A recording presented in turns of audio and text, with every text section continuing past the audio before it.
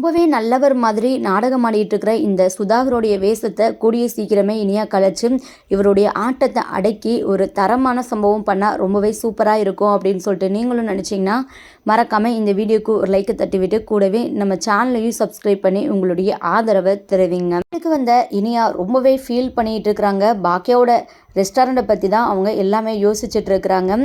அந்த டைமில் தான் பார்த்தீங்கன்னா இங்கே நிதிஷ் இருந்துக்கிட்டு இனியா கிட்ட வந்து பேசுகிறாங்க.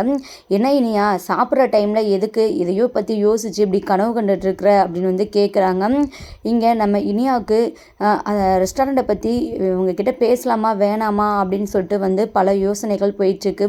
பரவாயில்ல நம்ம கேட்டு தெரிஞ்சுக்கலாம், இல்லைன்னா நம்ம தலையே வெடிச்சிடும் அப்படின்னு சொல்லிட்டு இங்கே சுதாகர் கிட்ட நம்ம இனியா வந்து பேச்சு கொடுக்குறாங்க. அங்கிள் உங்களுக்கு அம்மா ரெஸ்டாரண்ட்டை பற்றி எதுவும் தெரியுமா அப்படின்னு வந்து கேட்குறாங்க. உடனே இங்கே சுதாகருக்கு கொஞ்சம் ஷாக்காக தான் இருக்குது. ஆனாலும் சமாளிக்கிறாரு. என்னாச்சு இனியா திடீர்னு கேட்குறியே அப்படின்னு வந்து கேட்குறாங்க. இல்லை அங்கிள், நான் அம்மாவோட கடையை போயிட்டு பார்த்துட்டு வந்தேன். ரொம்பவே சின்னதாக இருக்குது. அம்மாவோட 2 ரெஸ்டாரண்ட்டுமே இப்போ அம்மா கிட்ட இல்லையாமே அப்படின்னு வந்து கேட்குறாங்க. உடனே சுதாகர் இருந்துக்கிட்டு ஆமாம் இனியா உனக்கு விஷயம் தெரியாதா, அதான் உங்கள் அம்மாவோட அந்த புது ரெஸ்டாரண்ட்டை தான் உனக்கு கிஃப்டாக கொடுத்துட்டாங்களே அப்படின்னு வந்து சொல்கிறாங்க. உண்மையாகவே அம்மா கிஃப்டாக தான் கொடுத்தாங்களா, இல்லை நீங்கள் அம்மா கிட்ட ஃபோர்ஸ் பண்ணி கட்டாயப்படுத்தி நீங்கள் வாங்கினீங்களா அப்படின்னு சொல்லிட்டு இங்கே இனியா வந்து கேட்குறாங்க. அப்படிலாம் இல்லை இனியா, அவங்க விருப்பப்பட்டு தான் கொடுத்தாங்க. ஆனால் அம்மா வந்து நேம் மட்டும் தானே சேஞ்ச் பண்ணுறதா சொன்னாங்க, அப்புறம் எப்படி கிஃப்டாக வந்து கொடுத்துருப்பாங்க அப்படின்னு வந்து இனியா கொஸ்டின் மேலே கொஸ்டினாக கேட்குறாங்க. இங்கே இனியாவோட கேள்விகளுக்கெல்லாம் சுதாகரால் பதில் சொல்ல முடியலை. இல்லை இனியா முதல்ல அப்படி தான் முடிவு பண்ணி வச்சுருந்தாங்க, ஆனால் திடீர்னு வந்து உனக்கு கிஃப்டாக கொடுத்துட்டாங்க, என்னாலையும் வந்து தவிர்க்க முடியலை அப்படின்னு சொல்லிட்டு வந்து சொல்கிறாங்க. சரி கிஃப்டாக கொடுத்தாங்க, ஏன் அம்மாவை நீங்கள் ரெஸ்டாரண்ட் பக்கமே வர வேணான்னு சொல்லிட்டீங்களா அப்படின்னு கேட்குறாங்க இனியா. அப்படி நான் எதுவுமே சொல்லலை, உங்கள் அம்மா முதல்ல கிஃப்டாக கொடுத்துட்டு அப்புறம் என்கிட்ட பிரச்சனை பண்ணாங்க, என்னை ஒரு மாதிரி தப்பாக பேசினாங்க, அதனால தான் அவங்கள வந்து நான் ரெஸ்டாரண்ட்டை விட்டு வெளியே அனுப்பிச்சுட்டு வேறு வழி இல்லாமல் அப்படின்னு சொல்லிட்டு இங்கே சுதாகர் இருந்துக்கிட்டு சொல்கிறாரு. ஒரு பக்கம் இப்படி தன்னோட அப்பா கிட்ட இனியா ரொம்பவே ரூடாக பேசுகிறா, ரொம்பவே சவுண்டாக கத்தி பேசுகிறது எதுவுமே வந்து நிதிஷ்க்கு சுத்தமாக பிடிக்கல. நிதிஷ் இருந்துக்கிட்டு இனியா கிட்ட ரொம்பவே கோவமாக பேசுகிறாரு. என்ன இனியா என்ன நினச்சிட்டு இருக்கிற, இப்போ டின்னர் டைம், அதை விட்டுட்டு நீ என்னென்னமோலாம் பேசிகிட்டு இருக்கிற, அதுவும் என் அப்பா கிட்ட நானே எவ்வளோ சவுண்டாக கோவமாலாம் பேசுனதில்லை, நீ பேசிகிட்டு இருக்கிற கேள்வி மேலே கேள்வியாக கேட்டுட்டு இருக்கிற, இதெல்லாம் எனக்கு சுத்தமாக பிடிக்கல, நீ பண்ணுறதெல்லாம் ஒழுங்கா நீ அப்பா கிட்ட வந்து மன்னிப்பு கேளு அப்படின்னு வந்து சொல்கிறாங்க. இங்கே நிதிஷ் பேசுகிறதெல்லாம் கேட்டுட்டு இனியாவுக்கு ரொம்பவே ஷாக்காக இருக்குது. ஒரு மாதிரி அமைதியாகவே இருக்கிறாங்க. இன்னொரு பக்கம் சுதாகரோட ஒய்ஃபும் நிதிஷை வந்து சமாதானப்படுத்திட்டு இருக்கிறாங்க. ஏன் நிதிஷ் கோவப்படுற விடு அப்படின்னு வந்து சொல்லிகிட்டு இருக்கிறாங்க. அது என்னப்பா இனியா இப்படிலாம் வந்து பண்ணுறதுலாம் சரியில்லை அப்படின்னு வந்து சொல்லிட்டு இருக்கிறாங்க. இப்போ நீ சாரி கேட்க போறியா இல்லையா இனியா அப்படின்னு நிதிஷ் கேட்கவும் இங்கே பார்த்தீங்கன்னா நம்ம இனியாவும் சாரி கேட்குறாங்க. இருந்துக்கிட்டு இனியா கிட்டே எங்கள் அப்பா எத்தனை ரெஸ்டாரண்ட்டை வச்சுருக்குறாங்க, போய் உங்கள் அம்மாவோட ரெஸ்டாரண்ட்டை எதுக்கு எங்கள் அப்பா கட்டாயப்படுத்தி வாங்கணும், கொஞ்சமாச்சும் நீ யோசிச்சு பேசு சரியா அப்படின்னு சொல்லிட்டு வந்து சொல்லிட்டு இருக்கிறாங்க. இங்கே பார்த்தீங்கன்னா நம்ம இனியாவுக்கு ரொம்பவே கஷ்டமாக இருக்குது. எங்கள் அம்மாவோட உழைப்பு அந்த ரெஸ்டாரண்ட்டு அவங்க கிஃப்டாக கொடுத்தாங்கன்னு சொல்லிட்டு என்னால் நம்பவே முடியலை. என்கிட்ட இதை பற்றி எதுவுமே அவங்க சொல்லலை, இப்போ தான் வந்து எனக்கு தெரியுது, மற்ற எல்லாருக்குமே இந்த விஷயம் தெரிஞ்சிருக்கு, எனக்கு மட்டும்தான் தெரியலை அப்படின்னு சொல்லிட்டு இனியா ரொம்பவே கவலையாக பேசிகிட்டு இருக்கிறாங்க. இங்கே சுதாகர் இருந்துக்கிட்டு பாக்கியாவே தப்பு சொல்கிற மாதிரி இனியா கிட்ட வந்து பேசுகிறாங்க. நான் ஒன்றும் அந்த ரெஸ்டாரண்ட்டை ஃப்ரீயாக ஒன்றும் வாங்கலை இனியா சரியா, அதுக்கான பணத்தையும் நான் லட்சக்கணக்கில் உன் அம்மா கிட்ட கொடுத்துட்டேன், இவ்வளோ சொன்னவங்க மற்ற எதையுமே சொல்லலையா, நான் பணம் கொடுத்ததுலாம் எதையுமே சொல்லலையா அப்படின்னு வந்து கேட்குறாங்க. உனக்கு இதை பற்றி எதுவும் சந்தேகம் இருந்ததுன்னா நீ போயிட்டு உன் பாட்டி, உன்னோட டாடி, உன்னோட அண்ணங்க கிட்ட கேளு, எல்லா பேருக்கிட்டையுமே நான் வந்து ரொம்பவே தெளிவாக சொல்லிட்டேன் அப்படின்னு சொல்லிட்டு இருக்கிறாங்க. இங்கே இனியாவுக்கு ரொம்பவே ஷாக்காக இருக்குது. இப்படி சொல்லிட்டு பார்த்தீங்கன்னா ஆளாளுக்கு தன்னுடைய ரூமுக்கு கோவமாக போயிடுறாங்க. இங்கே இனியா ரொம்பவே வந்து ஃபீல் பண்ணிவிட்டு அப்செட்டாக உட்காந்துருக்குறாங்க. இன்னொரு பக்கம் பாக்கியாவுக்கு எந்த பக்கத்தில் இருந்து தான் பிரச்சனை வருமோ அப்படின்னு சொல்லிட்டு தெரியல. இந்த புது ரெஸ்டாரண்ட்டை ஓப்பன் பண்ணதுக்கப்புறம் பார்த்தீங்கன்னா ஒரு புது வில்லங்க வந்து தேடி வந்திருக்கு. அவங்க எப்போதும் போல் வந்து ரெஸ்டாரண்ட்டை வந்து க்ளோஸ் பண்ண போகிறாங்க. அந்த டைமில் பார்த்தீங்கன்னா அந்த கவுன்சிலர் வந்து வராரு. வந்துட்டு கடை க்ளோஸ் பண்ண போகிற நேரத்தில் அது வேணும் இது வேணும்னு சொல்லிட்டு பிரச்சனை பண்ணிகிட்டு இருக்கிறாரு. பாக்கியா எவ்வளவோ பேசி பார்க்குறாங்க, டைம் ஆகிடுச்சு, எதுவுமே இல்லை, சாப்பாடு எல்லாமே தீந்துடுச்சு, நாங்கள் காலையில் எதனால வந்து செஞ்சு தரோம் அப்படின்னு வந்து சொல்கிறாங்க. ஆனால் அந்த கவுன்சிலர் எதையுமே கேட்குற மாதிரி இல்லை. எங்களுக்கு இப்போவே வேணும், பக்கத்து கடையில் முட்டை இருக்குது, நாங்கள் வாங்கிட்டு வந்து தரோம், நீங்கள் எனக்கு ஆம்லேட் போட்டு கொடுங்க அப்படி இப்படின்னு சொல்லிட்டு ரொம்பவே அட்டகாசம் பண்ணிகிட்டு இருக்கிறாங்க. வேறு வழி இல்லாமல் வந்து எதுக்கு தேவையில்லாமல் இவங்ககிட்டலாம் பிரச்சனை பண்ணிகிட்டு இருக்கிற, அவங்க கேட்குறத பண்ணி கொடுத்துலாம் அப்படின்னு சொல்லிட்டு எங்கள் செல்வியும் பாக்கியாவும் அவங்களுக்கு வந்து பணிவிட செஞ்சிட்ருக்குறாங்க. கரெக்டாக அந்த டைமில் செல்வியை கூப்பிட்றதுக்காக ஆகாஷ் அங்கே வராங்க. இவங்க பண்ணுற அட்டகாசத்தெல்லாம் பார்த்துட்டு அவருக்கு சுத்தமாக பிடிக்கல. நான் போயிட்டு கேட்குறேன் அப்படின்னு சொல்லிட்டு வந்து போகிறாங்க.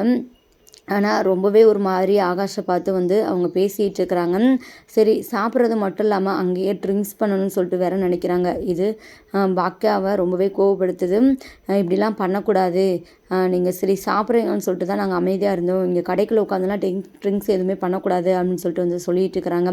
ஆனாலும் அந்த ஆளுங்க கேட்குற மாதிரி இல்லை, அங்கேயே ட்ரிங்க்ஸ் பண்ணிகிட்டு இருக்கிறாங்க. ஒரு பக்கம் பாட்டி இருந்துக்கிட்டு எழில்கிட்ட மற்ற கடையிலலாம் 9 மணிக்கெலாம் வீட்டுக்கு வந்துடுவா, 10 மணி ஆயிடுச்சு இன்னுமே வரக்கானா அப்படின்னு சொல்லிட்டு பாக்கியாவை பிடிச்சி திட்டிகிட்டு இருக்கிறாங்க. எழில் இருந்துக்கிட்டு நம்ம பாக்கியாவுக்கு வந்து கால் பண்ணுறாங்க. என்னம்மா என்னாச்சு, இன்னுமே வீட்டுக்கு வரல, டைம் ஆயிடுச்சே அப்படின்னு வந்து கேட்குறாங்க. இந்த வந்துடுற எழில் அப்படின்னு சொல்லிட்டு வந்து ஒரு 1/2 ஆகும் அப்படின்னு சொல்லிட்டு இங்கே நம்ம பாக்கியா வந்து சொல்கிறாங்க. ஒரே சவுண்டாக இருக்குது, அந்த ஆளுங்க ரொம்பவே கத்திக்கிட்டு இருக்கிறாங்க. அவங்களால எதுவுமே பேச முடியலை. அந்த ஆளுங்க சாப்பிட்டு அவங்க வேலையை முடிச்சுட்டு பார்த்திங்கன்னா கிளம்பிடுறாங்க. இவங்க பண்ணுறதெல்லாம் பார்த்துட்டு நம்ம பாக்கியாவுக்கு மனசே சரியில்லை. டெய்லி இவங்க இப்படியே பண்ணால் என்ன பண்ணுறது, சரி இப்போவாச்சும் கஸ்டமர் இல்லை, கஸ்டமர் இருக்கும்போது இப்படிலாம் பண்ணால் யாருமே நம்ம கடைக்கு வரமாட்டாங்களே அப்படின்னு சொல்லிட்டு இங்கே பாக்கியாவும் செல்வியும் வந்து பேசிகிட்டு இருக்கிறாங்க. இன்னொரு பக்கம் இனியாவை நினச்சிப்போ பாக்கியாவுக்கு ரொம்பவே கவலையாக இருக்குது. அங்கே போயிட்டு இனியா வந்து எதுவும் பிரச்சனை பண்ணாலா அப்படின்னு சொல்லிட்டு அதை பற்றியே யோசிச்சுட்டு ரொம்பவே ஃபீல் பண்ணிகிட்டு இருக்கிறாங்க. நெக்ஸ்ட்டு பார்த்திங்கன்னா அப்புறம் தான் நம்ம பாக்கியா வந்து வீட்டுக்கு கிளம்புறாங்க. வந்து இனியா ரொம்பவே சோகமாக இருக்கிறாங்க. நிதிஷ் இருந்துக்கிட்டு இனியா கிட்ட வந்து பேசுகிறாங்க. ஆனால் இனியா வந்து பார்த்திங்கன்னா நிதிஷ் கிட்ட சரியாகவே பேசலை, ரொம்பவே அமைதியாக இருக்கிறாங்க.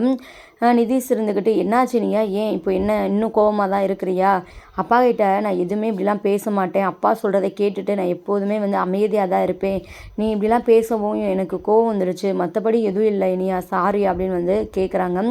ஆனால் இனியா வந்து நிதிஷ் பேசுகிறத கொஞ்சம் கூட வந்து பெருசாகவே எடுத்துக்கல, அமைதியாகவே இருக்கிறாங்க. இப்போ என்ன என்கிட்ட பேச போறியா இல்லையா அப்படின்னு சொல்லிட்டு நிதிஷ் கேட்குறாங்க. என்ன பேசணும் நிதிஷ் நினைக்கிறீங்க, இவ்வளோ பெரிய விஷயம் நடந்திருக்கு, ஏன் உங்களுக்கு தானே தெரிஞ்சிருக்கு, என்கிட்ட ஒரு வார்த்தை வந்து சொன்னீங்களா, எல்லாத்தையும் நீங்களும் மறைச்சிட்டீங்களே, என் வீட்டாளங்களும் மறைச்சிட்டாங்க அப்படின்னு வந்து சொல்கிறாங்க.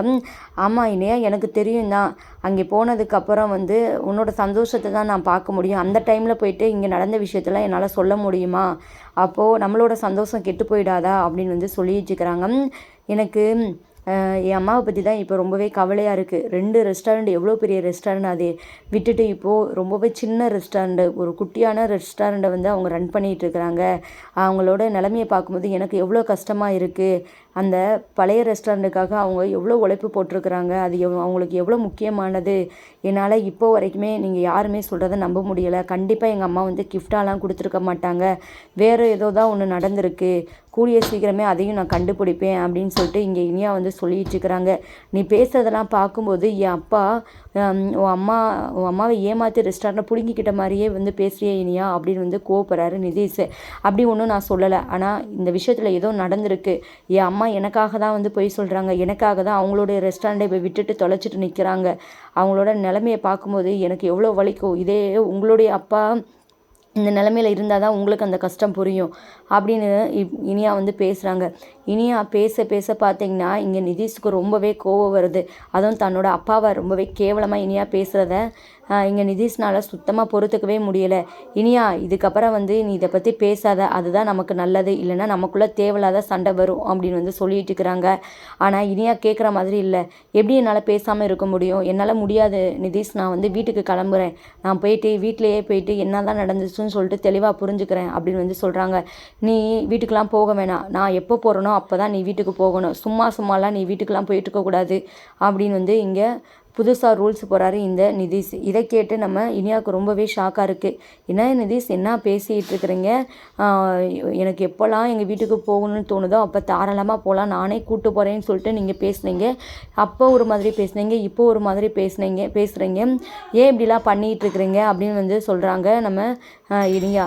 அப்படி தான் நான், சரியா, அப்போது என்னோடய மைண்ட் செட் ஒரு மாதிரி இருந்துச்சு, இப்போது ஒரு மைண்ட் செட் இருக்குது, நீ அப்பாவே ஏமாத்துக்காரன்னு சொல்லிட்டு இருக்கிற, இதுக்கப்புறம் உனக்கு எந்த விஷயத்துலையும் என்னோடய சப்போர்ட்டு கிடைக்காது அப்படின்னு சொல்லிட்டு இங்கே இனியா கிட்ட வந்து இந்த நிதிஷ் பேசிகிட்டு இருக்கிறாரு.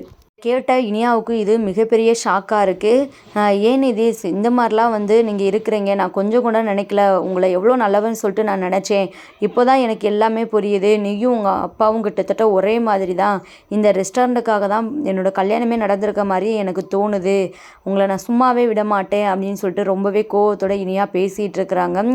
இங்கே நிதிஷ்க்கு ரொம்பவே டென்ஷன் ஆகிடுது. இனியாவை பார்த்திங்கன்னா அடிச்சிடுறாங்க. இதுக்கப்புறம் என் ஃபேமிலியை பற்றி நீ எதனால தப்பாக பேசின, அவ்வளோதான், நான் பொறுத்துட்டு இருக்க மாட்டேன். என் அப்பாவை பற்றி உனக்கு என்ன தெரியும், அவர் எவ்வளோ பெரிய ஒரு பிஸ்னஸ்மேன், உங்கள் அம்மா ரெஸ்டாரண்ட்டை போயிட்டு ஏமாற்றிட்டாருன்னு சொல்லிட்டு நீ மறுபடியும் சொல்லிட்டு இருக்கிற அப்படின்னு சொல்லிட்டு இங்கே இனியா கூட இந்த நிதி சண்டை போட்டு இருக்கிறாரு. அடுக்க கூட செஞ்சிடறாரு. இதனால பார்த்தீங்கன்னா இனியா ரொம்பவே அழுதுட்டு இருக்கிறாங்க. இதுக்கப்புறம் என்ன முடிவெடுக்க போகிறாங்க இனியா, இந்த சுதாகரையும் இந்த நிதிஷ்க்கும் ஒரு மிகப்பெரிய பாடம் கற்றுத்தரணும் இனியா. இவங்களை தூக்கி போட்டுட்டு இனியா தன்னோட வீட்டுக்கு போயிடணும் அப்படின்னு சொல்லிட்டு நீங்களும் நினச்சிங்கன்னா மறக்காமல் கீழே கமெண்ட் பண்ணி தெரிவிங்க.